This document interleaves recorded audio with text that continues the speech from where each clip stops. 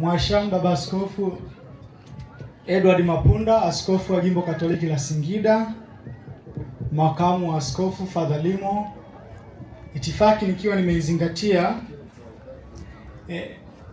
maneno ya kwanza kusema yafuatayo: ni kwa neema ya Mungu tu mimi nimekuwa hivi nilivyo.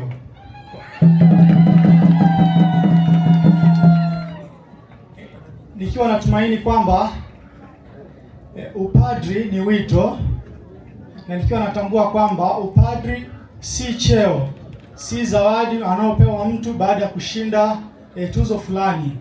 Ni kwa mastahili ya Mungu ameamua nami anistahilishe niweze kuwa padri katika shirika la ndugu wadogo wa Francisco wa Kapuchini, lakini katika kanisa.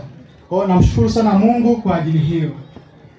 Nafasi ya pili, kama ambavyo katika kumbukumbu changu hii souvenir, yale maneno ya mwanzo, Yesu akasimama akasema, mwiteni. Wakamwita yule kipofu, wakamwambia, jipe moyo, inuka, anakuita. Nami naamini kwamba kama alivyokuwa Bartimayo, Injili ya Marko sura ya 10 aya 49, nami nimeitwa vile vile kama alivyoitwa Bartimayo. Kwa hiyo maneno haya ni ya thamani sana kwangu, na katika tafakari zangu nimeona yananifaa yawe kielelezo katika utume wangu.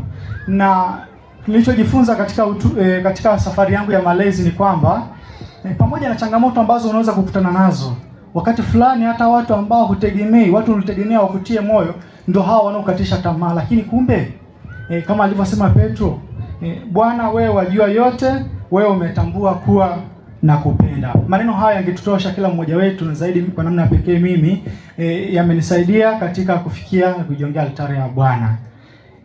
Na washukuru wote ambao wameweza kunisaidia kufika hapa nilipofika. Kuna walimu wangu kuanzia chekechea. Mimi nimesoma chekechea shule ile ya masista kwa miaka 3. Shule ya msingi nimesoma hapa kwa miaka 7, na nimesoma mpaka form 4 Isuna. Kwa hiyo nimesoma mazingira haya. Namshukuru sana Baba Askofu akubali kuja kunipadrisha hapa katika mazingira niliozoea, mazingira niliokuwa nacheza mpira hapa, ingawa mimi sikuwa first 11, lakini basi nilikuwepo hapa maeneo haya. Tumsifu Yesu Kristo. Nakumbuka wakati najiunga na shirika Mkiwa ilikuwa ni Kigango. Kwa hiyo nilipitia parokia ya Damu Takatifu ya Yesu Itigi. Kwa hiyo kumbe basi baba paroko wa parokia ya Itigi, nakushukuru sana. Father Makarius wakati ule yupo baba.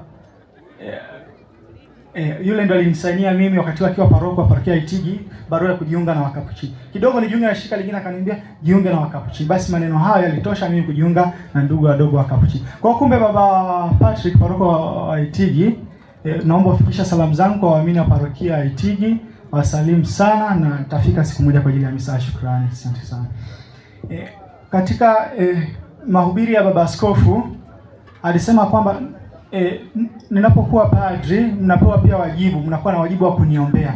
Ndio maana katika sehemu ya pili ya souvenir yangu nimeandika, nanyi ndugu zangu niombeeni kwa Bwana Mungu wetu nipate kudumu katika ile tumaini. Mniombee niweze kudumu katika hili tumaini, niweze kuwa padri mwema, padri kama baba askofu alivyoniasa kwenye mahubiri yake. Naombeni mniombee nami nitawaombea. Kwa basi ndugu zangu, tukikumbuka maneno ya Mtakatifu Ursula, ishini kama Yesu kwa ajili ya furaha ya wengine. Kumbe tuna wajibu huo pia. Nawashukuru sana, na mniombee niweze kuwa baraka kwa watu.